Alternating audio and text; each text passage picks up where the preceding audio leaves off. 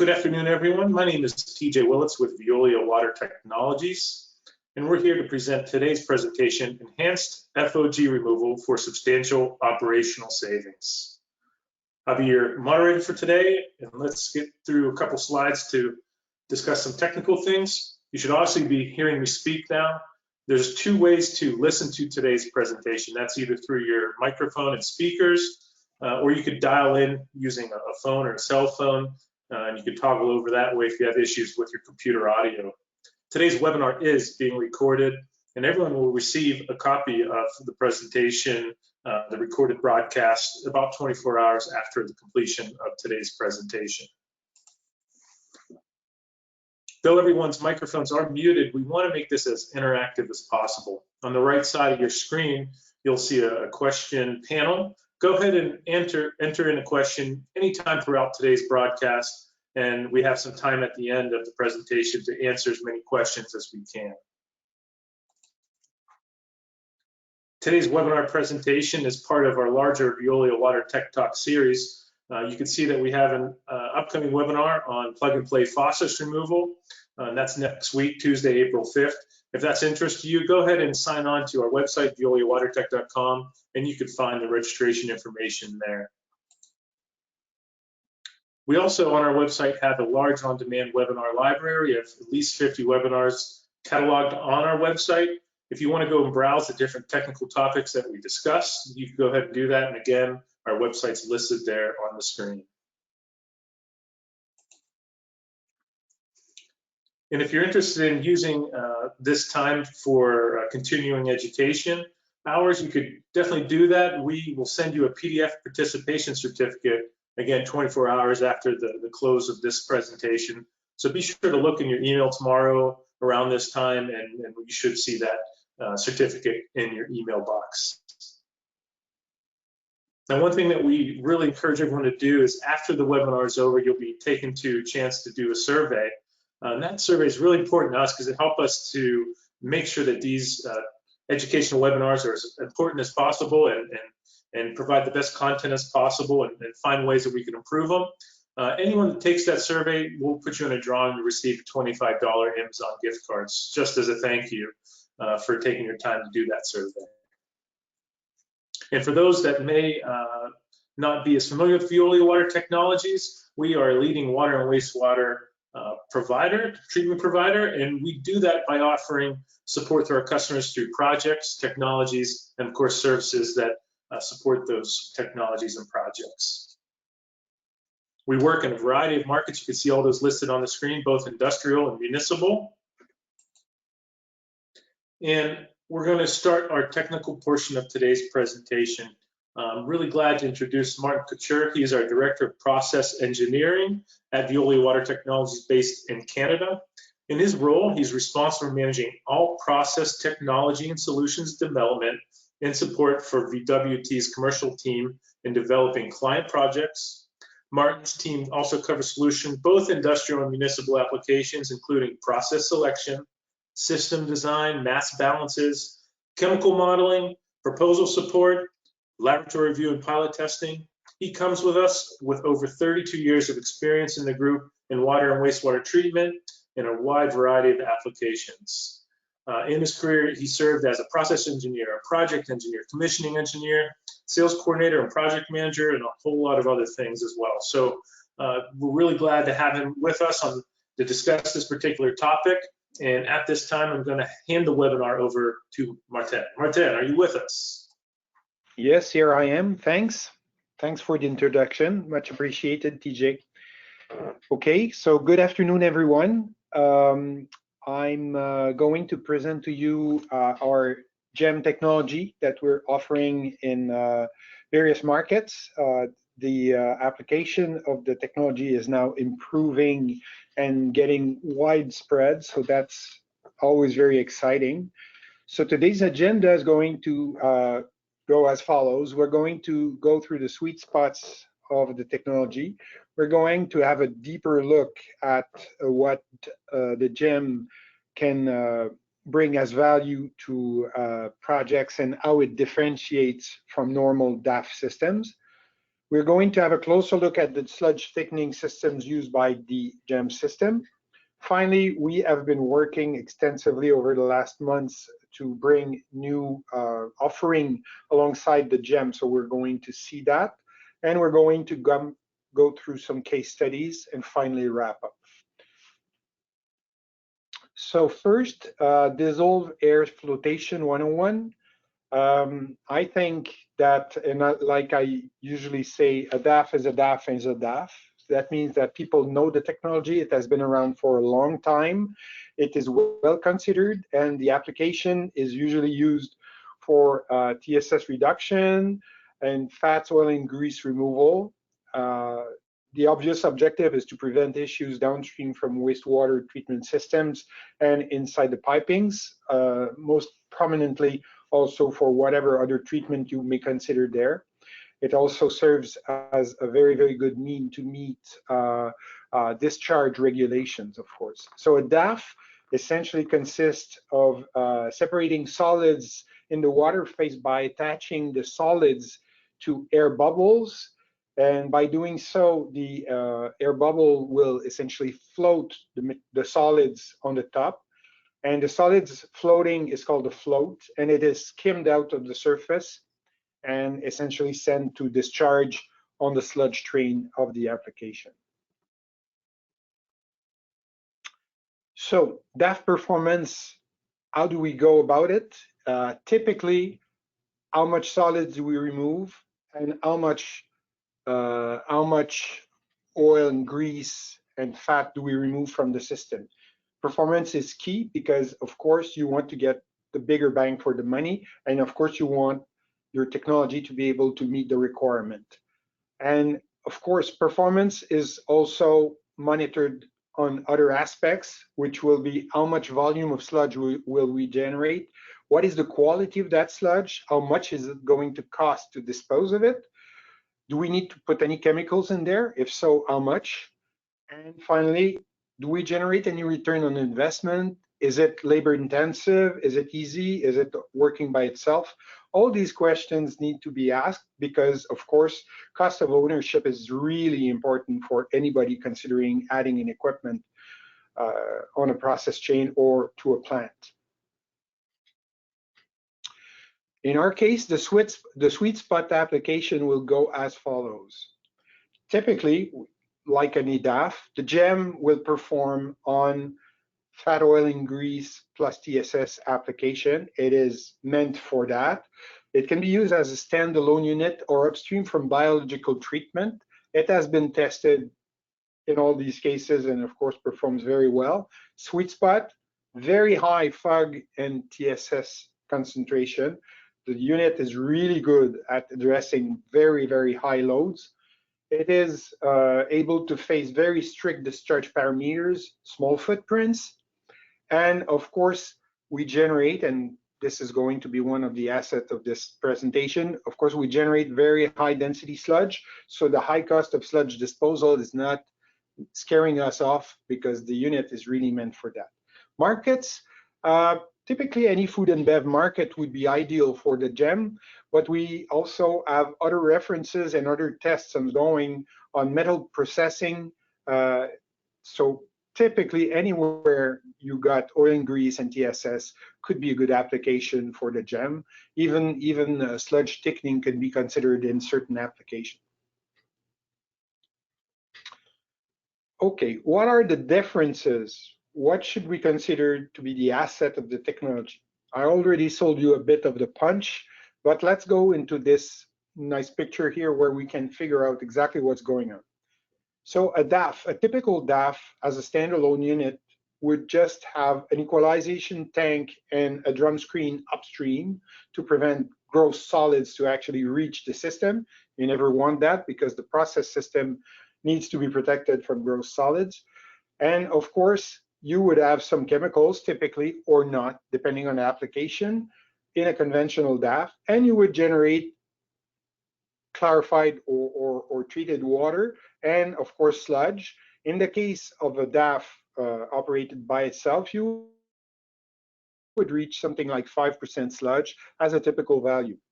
Of course, you would go to a storage tank and then you go to disposal roughly at the same 5% sludge thickness.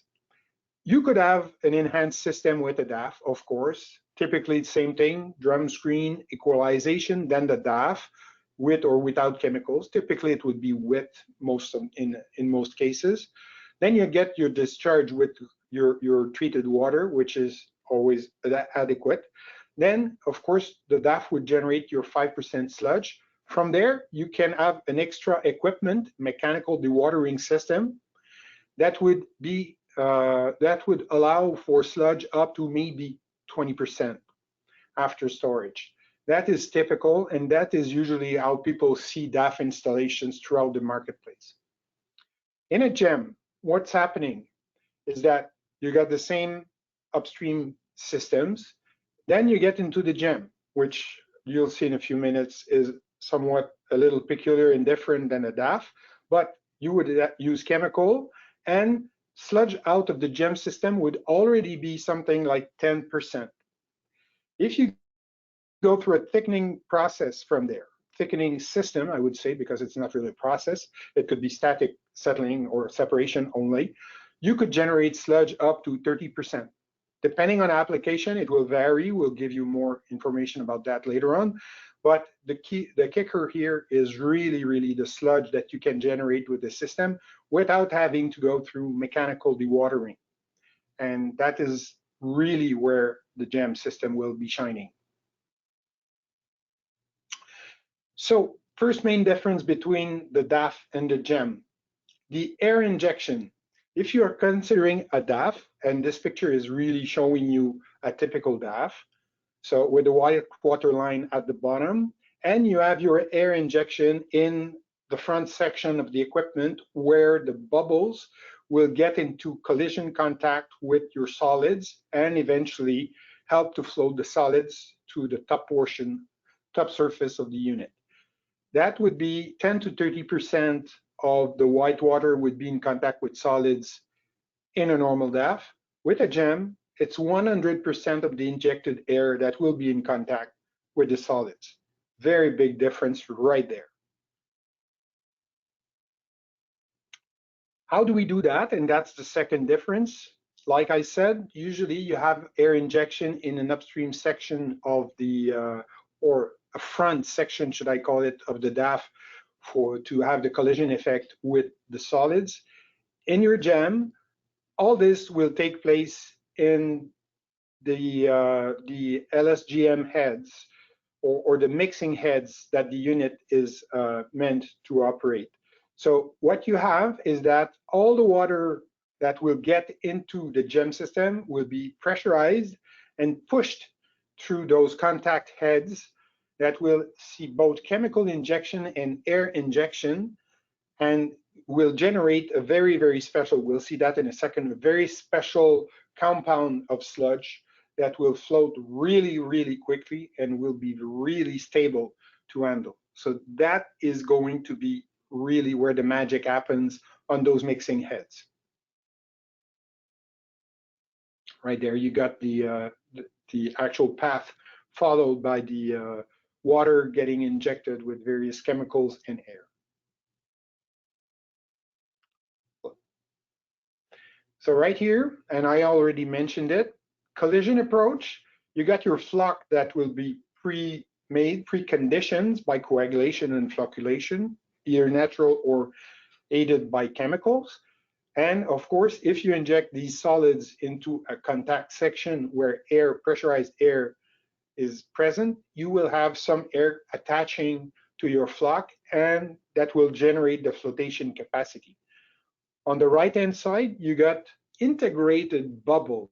What's happening is that with the pressure heads of the gem system, you will have long polymer chains that will be present and that will tend to encapsulate the air inside the structure of the flock. So that is the main difference. And this structure, which is really like a popcorn if you want to use the usual way we say that, the solids will be encapsulated with air and into a very, very stable structure that will float really quickly because you got way more air in proportion for the solids in the jam condition than in the collision condition. So we're going to be helping the process of flotation right here by this means. And finally, the third difference, we already mentioned it, straight out of the DAF system, you can expect to have 5% sludge thickness on average. You could get 6, 7, you could get 4. On a gem system, right out of the machine, you will get something like 10, so roughly twice. And if you use just a gravity thickening device with the unit that is usually sold with it, you can generate up to 35%. For all practical matters, here's how it looks. So if you look at the thickening of the sludge, you have it 0 hour. That means right out of the system, here's how it looks. And then you can see through, as time goes by, you will get tighter and tighter solids. That means that the whole solids are still thickening while they go through the retention time of the gravity thickener. Here's another example, and that is, well, I think it's a much better example if you want my opinion. You have a look at the solids coming out of the machine. So sludge right after treatment. If you look after 24 hours and even 48 hours, you still have contraction and thickening of your solids. So that means that you really, really, really get volume reduction out of the process.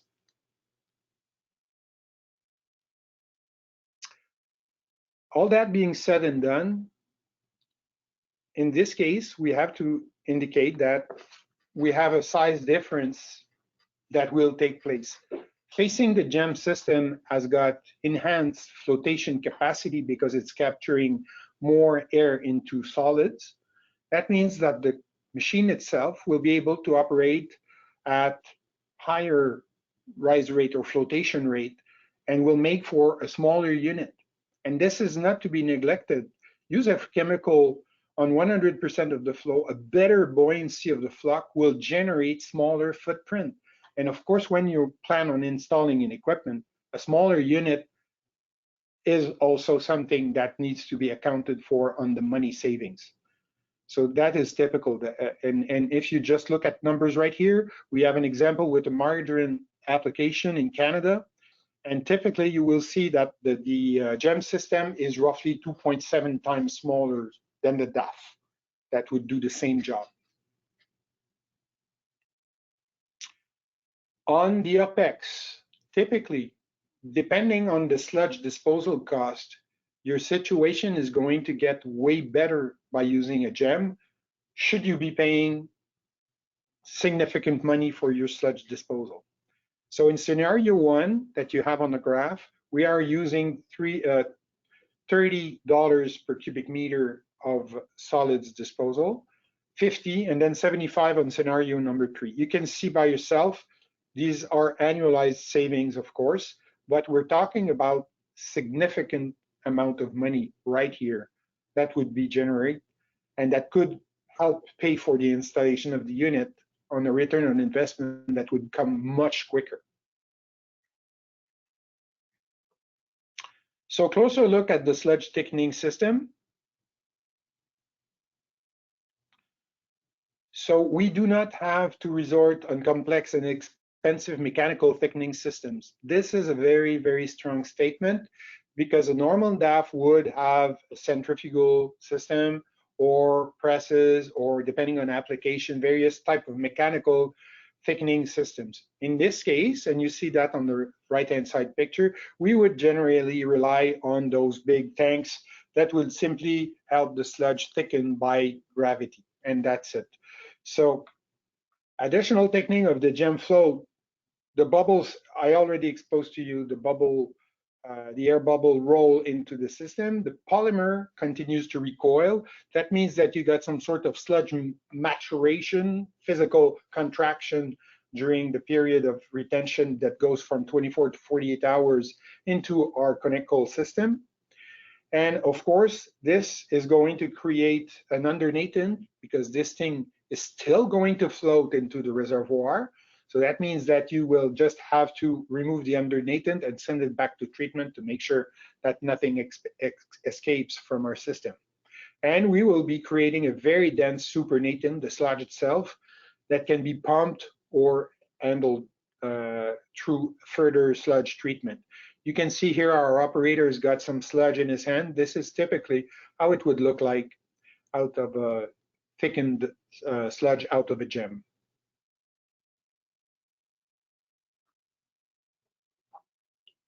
Here is an example, typical OPEX savings. This would be out of a project we've done for a dairy in Canada. So we're looking at 2,400 cubic meters a day in this application. The gem that was installed there was essentially able to generate 22% sludge, which is great.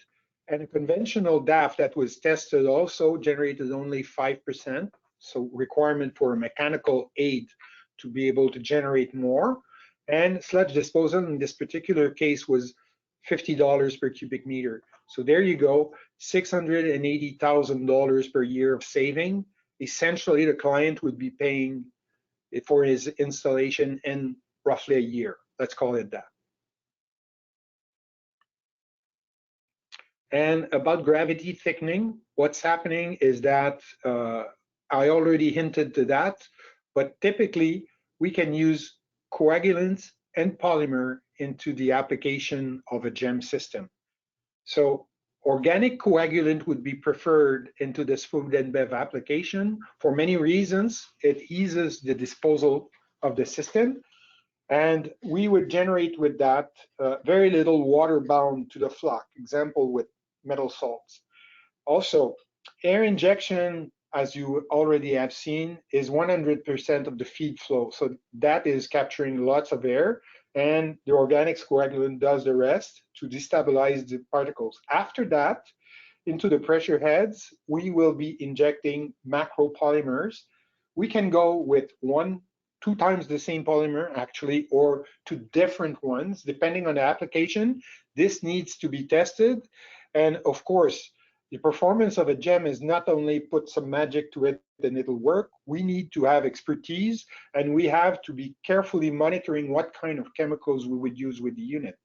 Into the mixing heads, it would make a lot of difference. So sludge stability will be acquired in the process, and you can see on the right-hand side what kind of options you have.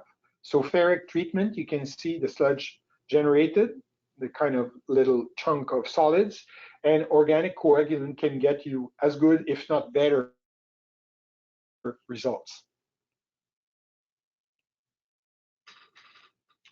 Okay, we highly encourage all our clients to test their water. Like I said a few minutes ago, expertise and the right choice of chemicals will make all the difference in the world. And we're happy because in Canada here in our own office, we have a full-blown lab, and also we have one in the US that we can use for testing clients' water. So jar tests is, I would say, our daily drill. We want to do that on any projects we will be working on. We would like to test your water. We can give you those tests. We can sell that if it is very fancy. For instance, we have some clients that are considering sampling campaigns with various conditions and water quality that changes a lot. We can test this all with jar tests, or if it's more practical for you, we can have our own pilot unit, mobile unit, sent to your plant, and we can demonstrate the performance of the GEM system right into your application. The actual mobile unit that we're using for that is a GEM 30, so it's not tabletop or something that would stand on the corner of your desk. It's an actual production unit. It is really one of the small ones, but it is still one of the units that we sell on a daily basis to our clients. So you can have that, and you will see firsthand what the GEM system can do for you. And of course, we would optimize the performance by carefully looking at the chemical dosages and the choice of chemicals, of course. So just to give you a few examples of people that have done some tests, we were already showing you the ferric and the organic coagulant performance with eggs application. We have also tests with slaughterhouse, metal transformation. These are recent tests that we've done that is working extremely well. We're very, very optimistic. The client should be making decisions shortly on this. So this is the kind of stuff that we do on a daily basis. Then we got candy production facilities that have been tested. You can see the solids right there. Then we have dairy and oil recycling. Finally, and I already mentioned that, or maybe I didn't, I forget, but we would be more than happy to test your water. And one thing that is important to remember is that the GEM system is really, really high performance system. We always compare it with a normal DAF, facing that we have all the protocols to be able to test the application as a normal DAF and as a GEM. We always do both. So these are two examples of dairy samples that were tested, and you can see right there the difference in performance that we get on the sludge volume. You can see the ratio with the water volume and the sludge that is obtained with both systems. And this is always helping us to evaluate, is there any real bonus by using the GEM? It is obvious, let's say.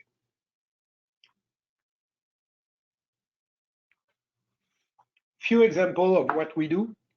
And these would be typical guidelines. We've done a lot of tests over the years.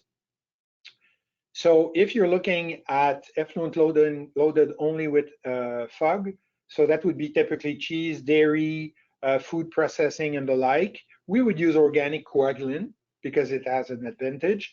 And we would go for high performance on oil and grease removal and TSS. Typically, we would get sludge north of 20% in thickness. If you look at applications where you got FUG, but also phosphorus protein, and you need to remove that, then of course you would have a mixture of organic and metallic coagulant, metal coagulant, because you need the metal portion to be able to affect your phosphorus. So very high performance on FUG and TSS and phosphorus removal is obtained. And typically, you would have sludge concentration between 12 and 16% as a guideline. If you look at TSS only and phosphorus removal, as an example, we did tests on fish farms. Then what will happen is that you would go straight for metal coagulant only for precipitation, and then you would generate, of course, your removal. And sludge concentration would be between 5 and 8%. So yeah, as you can see in this application, sludge concentration would be lower than the usual number you get when you got oil and grease. Finally, if you go to TSS, oh, that's okay, that's fine. Thank you, TJ. Finally, if you go only for TSS, then you would go with organic coagulant again, because you do not require the metal coagulant here, and your sludge would be anywhere between 12 and 20%. So we have an array of tests available with typical results and percentage of removal, and also expected thickness of the sludge. So that means that we are able to proceed with pre-selection and orientation in our proposal. I want to bring to your attention the levels of removal obtained with various applications that we have here. If you look at oil and grease removal, on potato transformation, you got 64%. But if you go at egg sorting, 97, 99, on solids, you get above 90 all the time. And COD removal, this is very important also because a lot of discharge regulations and municipalities will be calling for COD reduction, by affecting and by having a good performance on your TSS removal and fog removal, you would be affecting your chemical oxygen demand also. That is typically commanded by a fraction of your solids removed. 2022 new developments. So what did we do recently, and that needs to be mentioned, is that originally when we started commercializing the GEM system, we were working with solid polymer, dry polymer that would be hydrated and preconditioned so that they could be injected into the pressure heads of the system. So at the period of time, these were essentially calling for the highest ratio of CapEx OpEx. On recent months, we have extensively tested for other chemicals, and we are also reworking our polymer preparation system. So we have two additions that will make now available for the clients an array of solution on the polymer preparation system. So now we have access to liquid polymer. We went through a lot of testing to be able to qualify liquid polymers, and of course dosage of liquid polymer is much easier. The preparation system are less expensive and dosage is easy. However, the polymer themselves will be costing more because liquid polymer is more expensive than dry polymer. So CapEx will be reduced, OpEx will be increased, but that is now possible with our system. Now we have also a new hydropole. Hydropole is Veolia's name for polymer preparation system that are automatic. So we have GEM Pack I and GEM Pack P. The I is now with the new hydropole system, which is an intermediate, less automatic. Well, it is still automatic, but it is less expensive, more, should I say, downgraded so that the price can remain friendly. And finally, if you go to the P version, then you got the fully automatic hydropole C system, which is your typical workhorse if you want to have minimum OpEx, minimum operation time, but the system will be more costly on the CapEx side of things. So we have an array of solutions available depending on what our clients are more interested in. Less expensive to be purchased, but will be more trouble, or a bit more expensive to purchase, but that will generate more economies on the long run because the OpEx will be reduced. So this is now all available. A few case studies. It's always good to look at this, and we always like this cow because it's, well, intriguing, let's say. Okay, so first, we have a large milk processing plant producing a range of high-quality dairy products in Canada. The client needs were to remove solids upstream from an active flow sludge system that was too much, well, the activated sludge system was getting too much solids and oil and grease issues. So it was causing constant upsets, and really operation couldn't be handled properly. So typically what we were getting was 850 milligrams per liters of suspended solids, 500 milligrams per liters of oil and grease, and the COD levels were, depending on total or particulate, 5,700 and 2,000 milligrams per liter. Once we've installed the GEM, and I can tell you the GEM in question is treating 100 cubic meters an hour, so it's a nice big machine. Here are the results that we got. 94% removal of solids. We're down at 49 milligrams per liters. Oil and grease is down to 2 at 99% removal. And COD, particulate, of course, this is a particular, it's a particles removal system. So we got 99% removal of the COD that is particulate, and we're still affecting 40% of the total COD. And sludge dryness obtained in that application was between 35 and 47%, depending on the day and the batches that were treated at the plant. So the benefits, of course, effluent containing very little TSS and oil and grease. Biological system can now deal with the remaining of the load because it has been relieved from a lot of solids that was impairing the operation, and we get very high sludge dryness.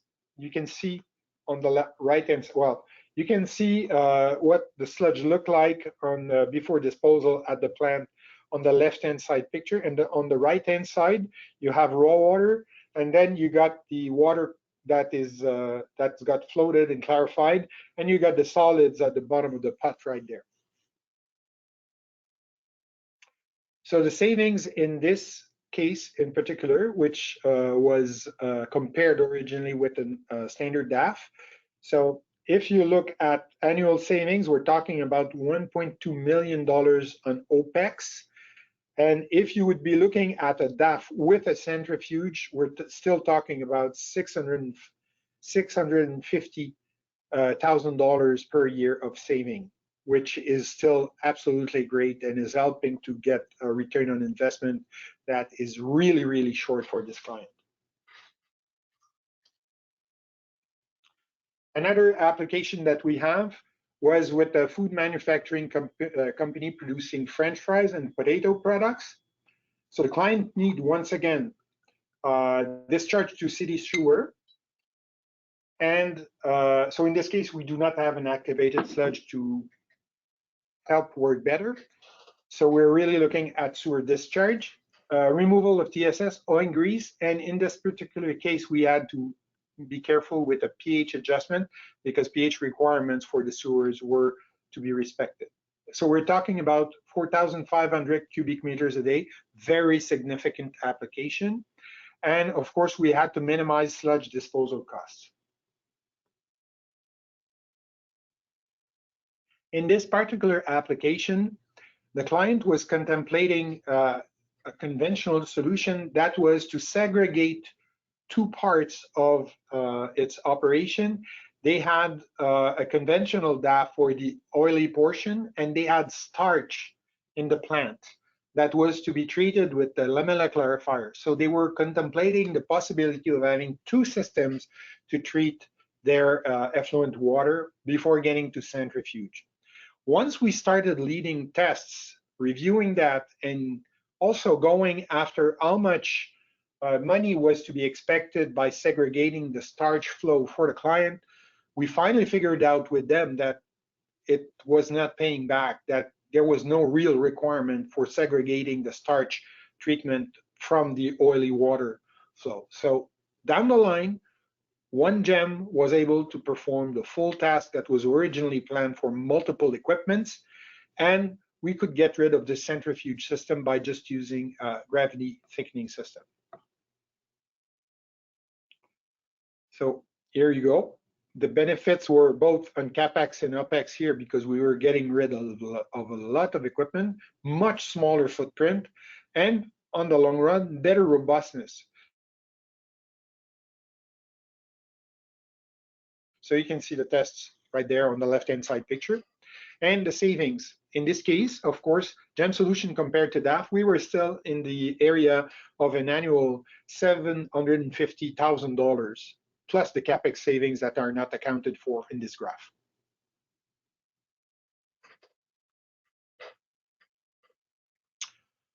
Now we are looking at the margarine processing plant. So of course, this was still discharged to the city sewer. So we're looking at municipal requirements. The usual suspects are to be treated: TSS, BOD, COD, oil and grease, and of course pH adjustment. In this case, we're talking about 410 cubic meters per day in this application, so much smaller than the other two, but still with lots of loads. And we had to minimize the sludge disposal cost once again. In this case, and you've seen this graph before, it was coming from that application. These are the savings that were generated depending on the disposal costs, and the client was looking at options there so that they could figure out what would be their best way to actually dispose of the sludge. And so that's why they asked us multiple scenarios.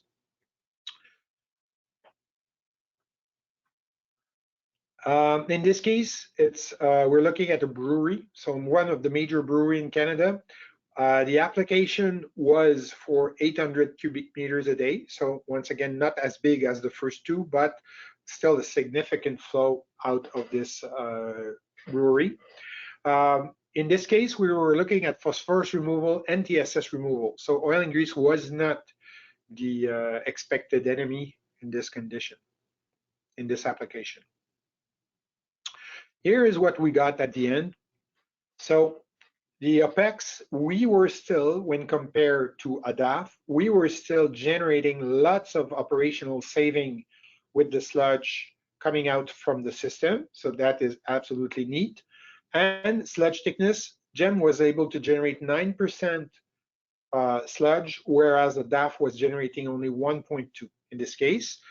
Chemical consumption, we were able to optimize the chemical consumption for coagulant, which is always the more expensive chemical that you will be dosing in those systems. So 3 times less with the GEM. And regarding the pH control and adjustment, we were using less also with the GEM system. So that is quite an achievement. And finally, the performance, TSS 25% better with the GEM system, but the phosphorus removal in the long run was roughly similar without, if you would have been using the DAF system, but without the savings that we're showing here. So in conclusion, few takeaways. The GEM is a unique and particular solution in the marketplace, and it is really well suited for the light industry wastewaters. We are seeing that this technology can be applied on other market segments, and we've started to test that. You can expect superior performance, and I want to stress this: the removal rates of a GEM are always either equivalent or better than a DAF. Sludge thickness, north of 20% in lots of applications, sometimes a bit lower than that, but always much better than what a DAF could do. And you can remove the centrifuge unit. You do not need that with the GEM system. Smaller footprint, less equipment, smaller footprint, jar test and piloting available, and more than available. We highly recommend that you do that, because complete review of your own water, your various water qualities, depending on the plant you're running. You can have water quality that changes from one day to the other. We can all address that by having good jar tests or even piloting your plant. Consistent and reliable fog removal when compared to traditional DAFs. I agree with that. It's a very stable system, and it is a flexible offer to accommodate different return on investment needs. Like I said, chemical dosage and chemical preparation can be adjusted depending on how you plan on having your bigger bang for your buck with the GEM system.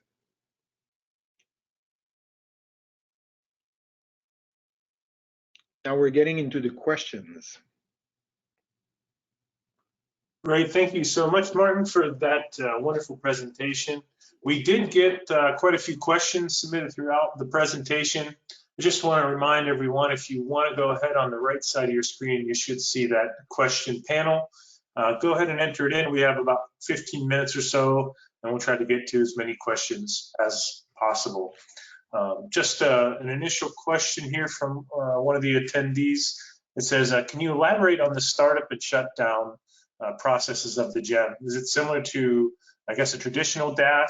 Does it take how much time does it take? Does it take a few hours? Can you comment on that at all? Well, typically these systems are really, really quick to put in operation.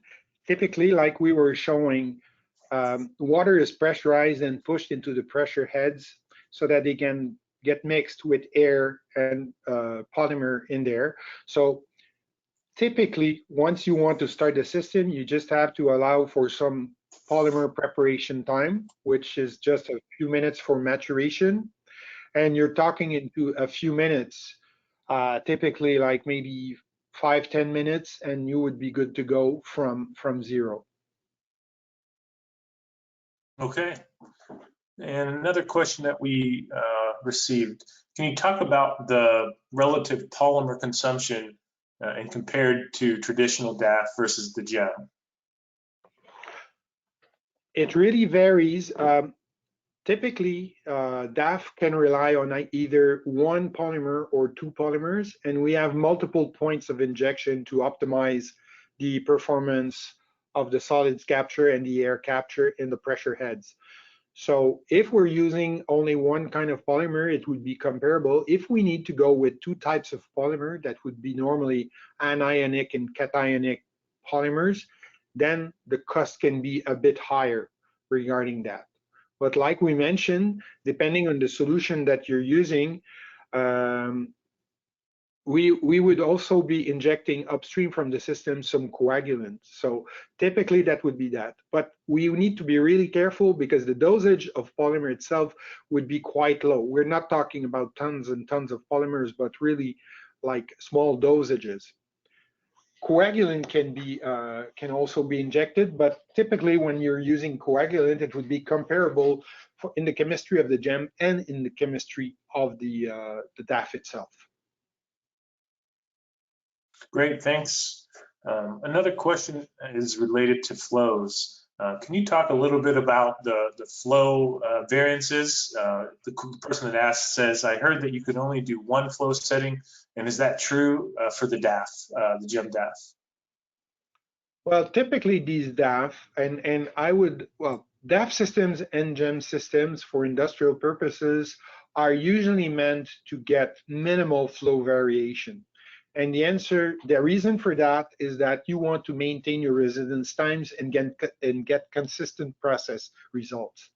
If you're varying all the time, like for instance, we're doing a lot of municipal application. If you're looking at wastewater, you have constant variation. A DAF system is really a headache to maintain because it is not meant for that. So into the light industry applications that we've tested, we tend to believe that a good DAF application would be relatively constant flow.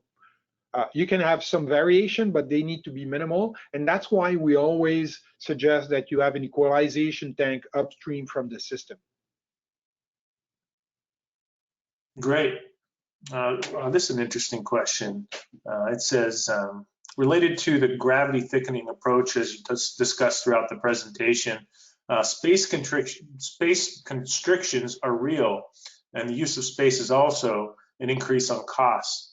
Can you comment on the equivalent flow mass range where you would rather consider using some type of mechanical thickening equipment? Well, I want to remind the people, and that was shown in one of the pictures that we've shown, but that is quite typical. Roughly, a gem system would be 2.5 to 3 times smaller in footprint than its equivalent DAF that would be required for any application. So that means that we're looking at a much smaller unit. And to top that, to be able to reach the same kind of sludge thickness, a centrifuge would be required. And installing a centrifuge in any plant is always a big endeavor. You need to locate it up high on a structure so that it can discharge the solids below. So and it's heavy equipment, you know, it's heavy mechanical equipment.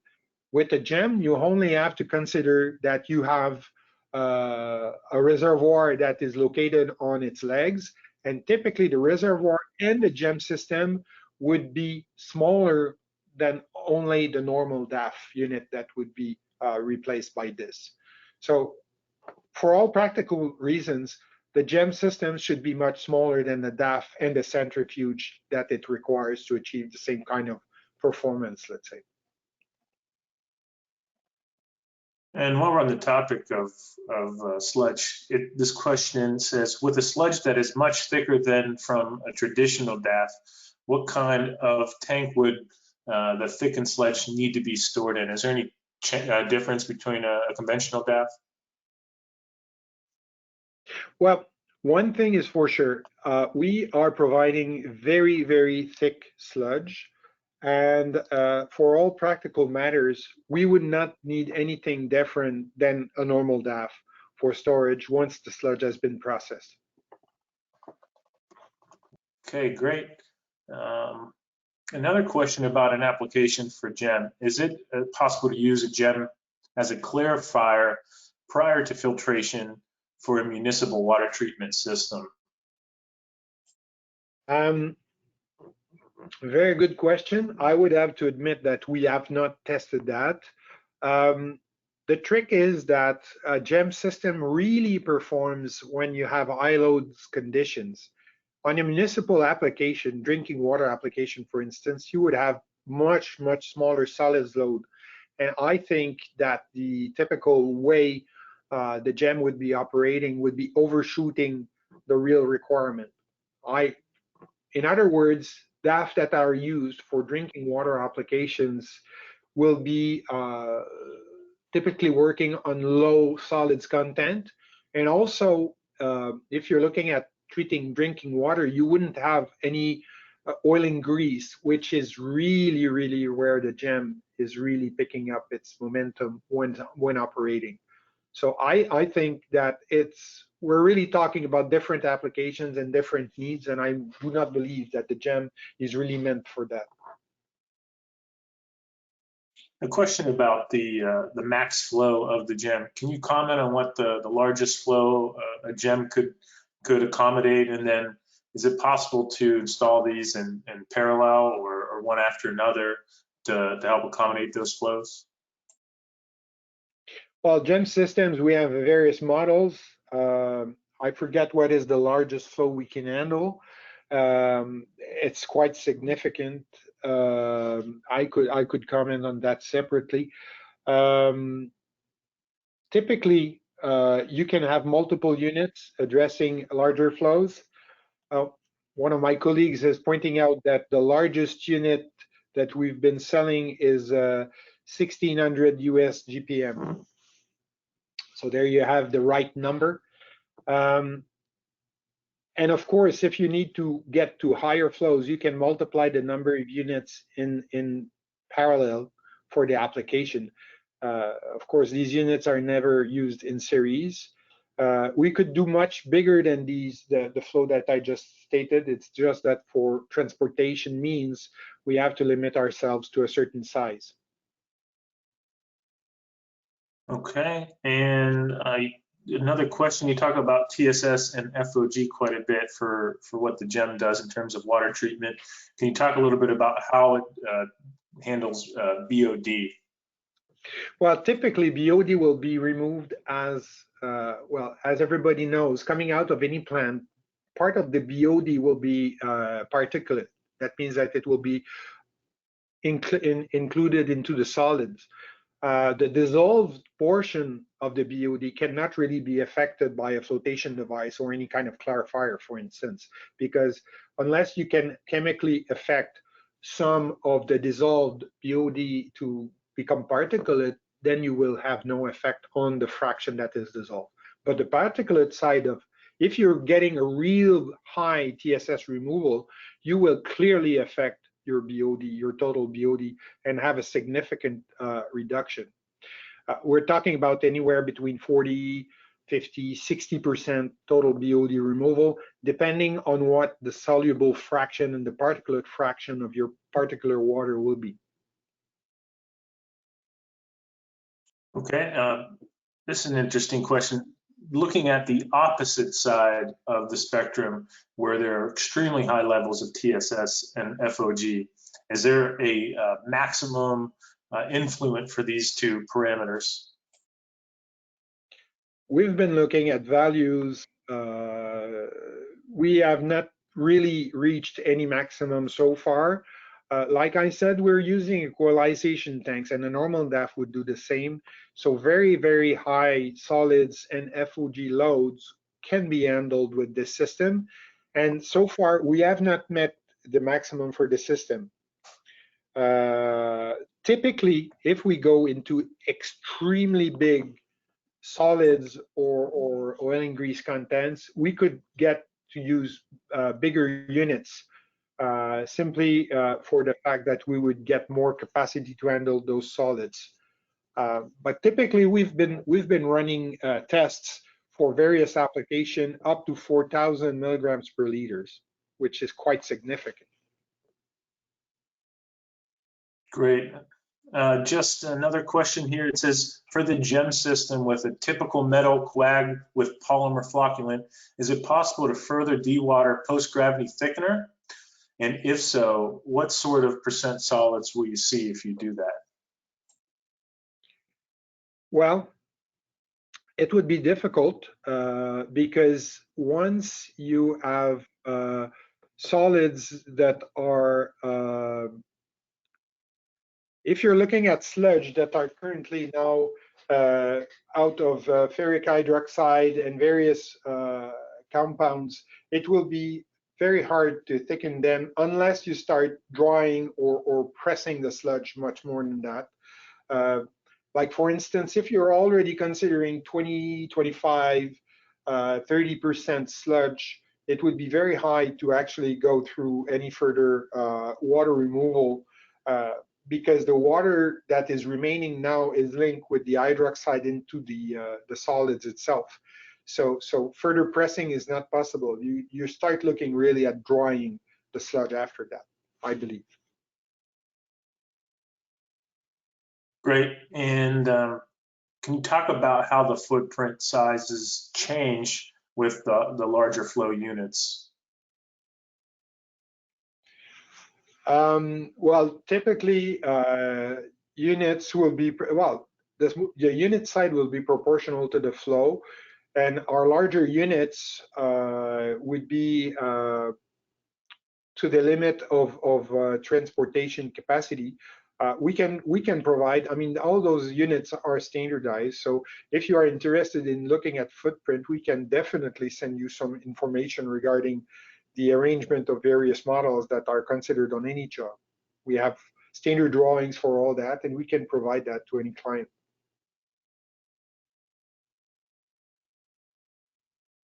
All right, that's great.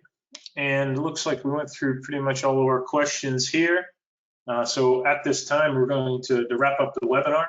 Just want to remind everyone, upon exit, please don't forget to take that survey, and we'll make sure that we enter you into the Amazon gift card drawing. It really helps us to make sure that these webinars are the best they can be going forward. I'd like to thank our presenter, Martin, for his sharing of his experience with this particular technology. And I'd like to thank everyone here who spent about an hour with us here to learn more about this product and this technology and what Veolia can do to help you with your wastewater treatment. So thank you again for attending, and look forward to seeing you on a webinar in the future. Take care.